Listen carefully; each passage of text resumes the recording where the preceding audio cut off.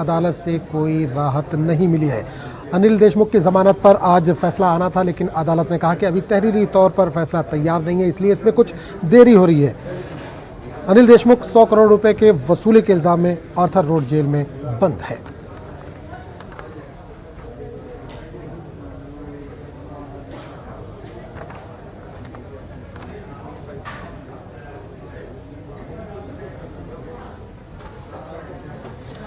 Telangana government ने बेरोजगार नौजवानों के लिए खुशखबरी दी है। अच्छी खबर है उन लोगों के लिए जो बेरोजगार है। असेंबली में वज़ीर आला के चंद्रशेखर राव ने मुख्तलिफ महकमों में 91,142 खाली असामियों को पुर करने का ऐलान किया है। KCR ने असेंबली में कहा कि इस सिलसिले में जल्द ही नोटिफिकेशन जारी किया जाएगा। 11,103 कॉन्ट्रैक्ट मुलाजमीन को रेगुलर करने का इन्होंने ऐलान किया है। बाकी 80,049 खाली असामियों पर रास्त तौर पर भर्ती की जाएगी।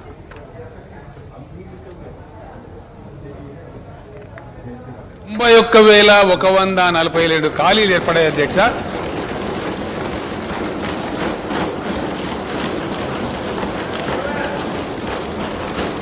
91,142 ఉద్యోగాలకు ఈ రోజు నుంచే మొత్తం నోటిఫై చేసేస్తారు అధ్యక్ష. Today it self.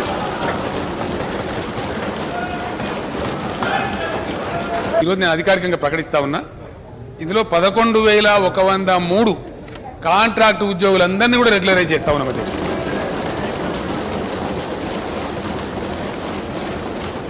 మిగిలినటువంటి తమరు ప్రతిపాదించిన మన లెజిస్లేచర్ ఉద్యోగాలు కూడా ఉన్నాయి అధ్యక్ష. అది కూడా చెప్తే నేను డీటెయిల్స్ వస్తాయి. 80,039 ఉద్యోగాలకు తక్షణం ఈ రోజు నుంచే సంబంధిత శాఖలకు నోటిఫికేషన్లు ఇష్యూ అవుతాయి అధ్యక్ష. దీంట్లో విద్యాశాఖలోనే సుమారు 25 నుంచి 30,000 వస్తున్నాయి అధ్యక్ష.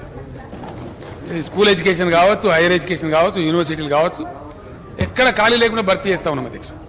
देखिए, तेलंगाना का मूवमेंट जो है उसका मेन एजेंडा था हमें सिंचाई का और पीने का पानी एक था, एक तो हमारे फंड्स जो है हमारे रीजन में यूटिलाइज होने का दूसरा था, और तीसरा नौकरियों का था।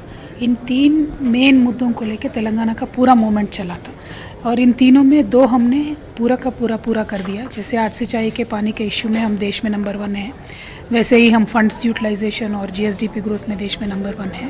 तो नौकरियां भी हमने ऑलरेडी गवर्नमेंट जॉब्स जितने हैं इसमें 90,000 जॉब हमने नए अनाउंस किए हैं। लेकिन इससे भी महत्वपूर्ण विषय ये है इसमें जो पहले प्रेसिडेंशियल ऑर्डर्स थे तेलंगाना के रीजन में, उनको बदलाव करके उसमें 95% जो है गवर्नमेंट जॉब्स वो तेलंगाना के युवा के लिए हमने रिजर्व किया है। ये सबसे बहुत बड़ी बात है और सबसे महत्वपूर्ण बात है, क्योंकि जिस समय युवाओं ने अपनी जान दी थी तेलंगाना मूवमेंट में, उनका एक ही डिमांड था कि हमारे नौकरी हमें ही मिले, हमारे सरकार को हम खुद चलाएंगे, ये उनका मेन डिमांड था।